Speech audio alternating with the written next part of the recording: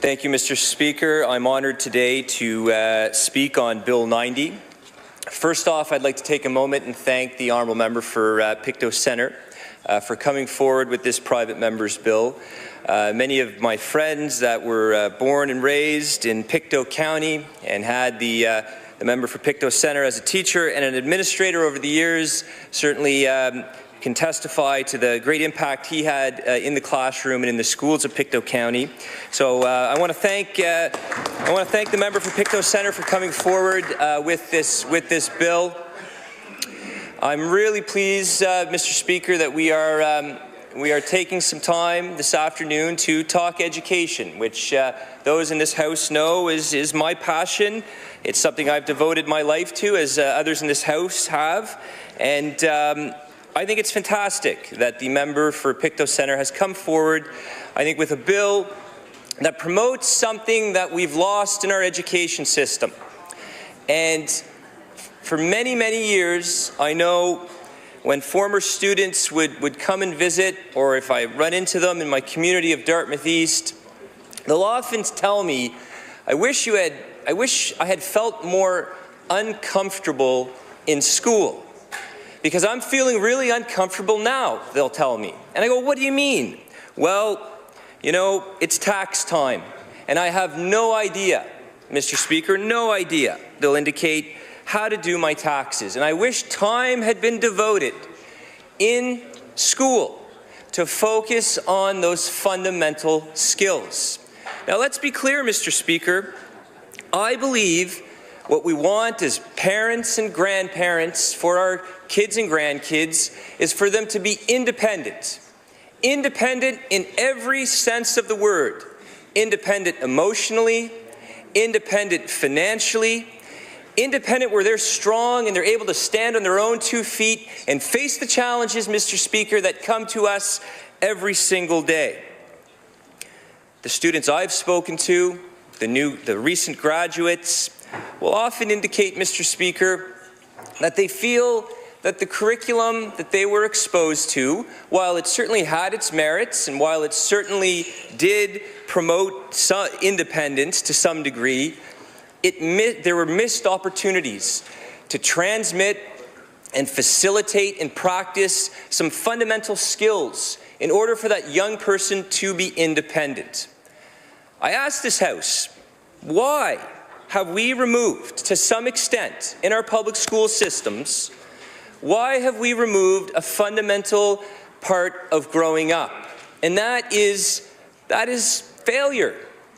And oftentimes, young people, when they get out there in quote-unquote the real world, they soon discover that the skill set that's been transmitted to them through the school system doesn't meet their situation in their early 20s.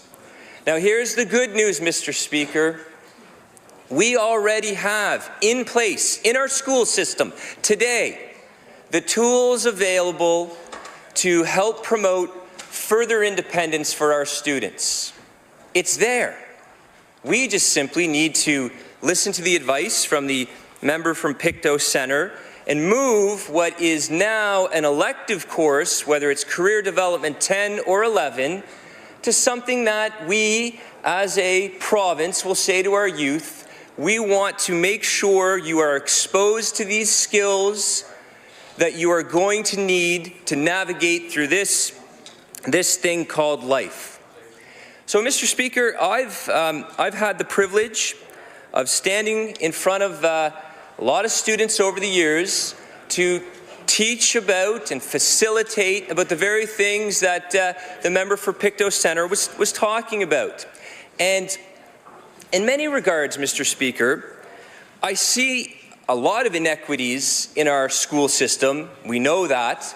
But one of the things I observed was that students that went through the Options and Opportunities program, where Career Development 10 and 11 are compulsory courses, where they learn about career awareness, where they learn about personal development, where they learn about workplace readiness, where they will do a co-op, where they will, over a period of 2 or 3 years, develop a life work portfolio. They'll come back and visit, and they're confident, they're ready. Yet those that have gone through the mainstream.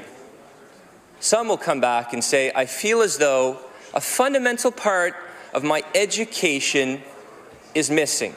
And what are they really saying, Mr. Speaker? They're saying, I don't feel independent. I don't feel as though that the curriculum I was exposed to put me in a position where I can feel, where I know I can navigate this situation. I can take out a loan. I know how to file my taxes. These are just critical things that we need to further expose our students to, because that's the name of the game. We want our students to be independent in every sense of the word. So the proposal put forward in this private member's bill, I believe, Mr. Speaker, takes a holistic approach, because the proposal here in this bill is to take an already existing course in our high schools and move it from being an elective to something that is mandatory. And I can tell you, you can sign me up to teach that course, because when you are able to stand up in front of students and present to them material that is meaningful in their lives at that given moment, the teacher is set up for success, and those students are certainly set up for success. So let's get specific, Mr. Speaker. What are we talking about? What types of things do we need to communicate to our students in a life skills course? I've said, Mr. Speaker, that content is already there. We just need to move it to the next level. First and foremost, Mr. Speaker, when we talk about life skills, when we talk about any type of career development course, we're talking about personal development, where we put students through exercises, through activities that get them to think about their individual decision-making skills. What goes into problem solving? What are your values? What do you hope to achieve in your life? What are your dreams and aspirations? You could spend an entire year facilitating and talking to students about those amazing things. When we talk about personal development, we are talking about encouraging our young people to be effective communicators. Communicators with their body language, communicators with their words, communicators that are attempting to find their voice and to find the type of relationships that they want to live in. When we talk about personal development, Mr. Speaker, in courses like this, we're talking about promoting some fundamental values we have in Canadian and Nova Scotian society. Values for respect for diversity, an appreciation for cultural diversity. When we talk about personal development in a course like this, we are emphasizing the importance of tolerance and acceptance, the foundation of any multicultural society. So, Mr. Speaker, this proposal in this private member's bill has much promise. We don't need to reinvent the wheel. It's there. We simply need to elevate it, Mr. Speaker, to the next level. One of the things that already exists in our Career Development 10 and 11 courses is the emphasis on career awareness, career exploration. Students are sitting in those seats with the desire to find themselves, to find their voice, to find the path in which they wish to go down. So there, Mr. Speaker, we talk about and need to talk about further their personal interests. What are their attributes, their personality attributes? What is their skill set? And of course, what is their learning style? Because many students I saw sitting in front of me, all right, Mr. Speaker, they very much wanted to get up and move around, when it's a system that's often designed, just to have you sitting when they need to be up moving around. When we talk about career awareness, Mr. Speaker, we're talking about evaluating the different career information that is out there and to analyze and see the different jobs that will exist in the future. The proposal in this private member's bill put forward by the member from Pictou Centre, we also need to emphasize workplace readiness, to get students to understand that the world of work is often very different than the world of school.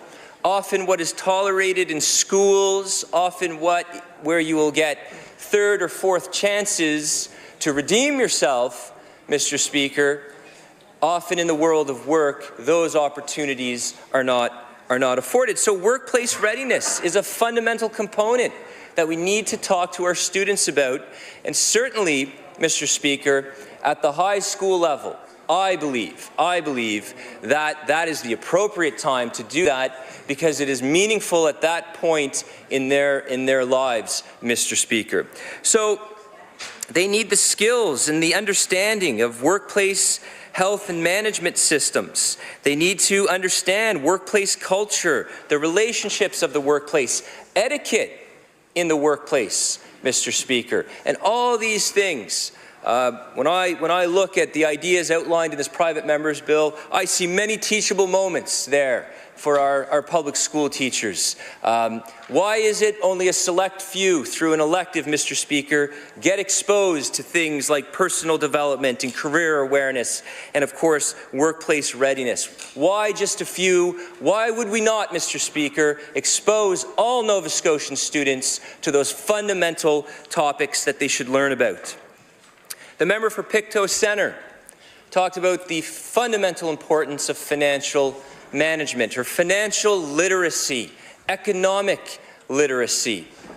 That is so key, Mr. Speaker, to discuss financial values, the importance of saving your money. Certainly a value that I try to pass on to my daughters, that the purpose of money is not to be spent at this point in your life, Mr. Speaker, but I tell my daughters it is to be saved. To be saved, build up that capital so that you can be independent by the time you're 18 or 19, because again, Mr. Speaker, that is the name of the game. Education is designed to create independent, autonomous individuals that go forward through life with strength and tenacity and the desire to face the obstacles that come at us. The member for Pictou Centre mentioned strategies for managing money in life and work. So important. In no way, shape, or form, Mr. Speaker, do we expect our students to be masters at that topic.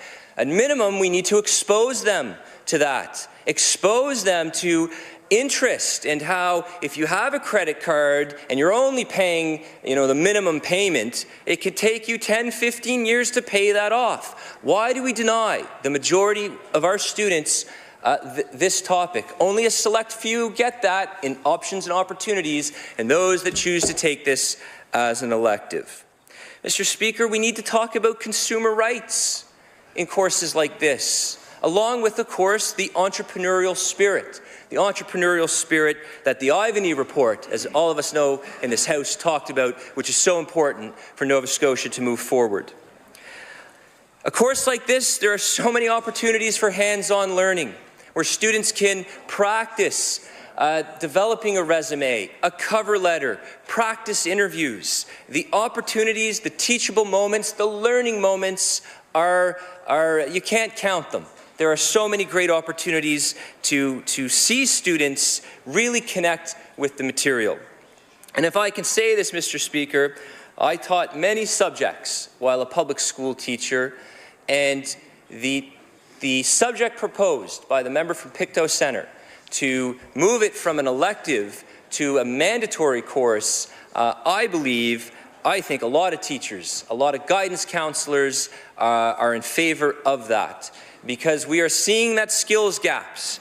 Our employers, our small business owners are telling teachers that we can clearly see at times a skills gap when it comes to math, when it comes to financial literacy. And we have a responsibility as elected officials to make sure that the curriculum reflects what is needed in our society. And what is needed, Mr. Speaker, is a life skills course at the high school level that exposes our students to the very things that I've talked about, discussing personal development, discussing career awareness, discussing workplace health and safety, discussing financial management, so that they leave high school knowing how to do a resume, how to do a cover letter, how to do an interview with confidence, and of course, Mr. Speaker, if we can, to build in a mandatory co-op program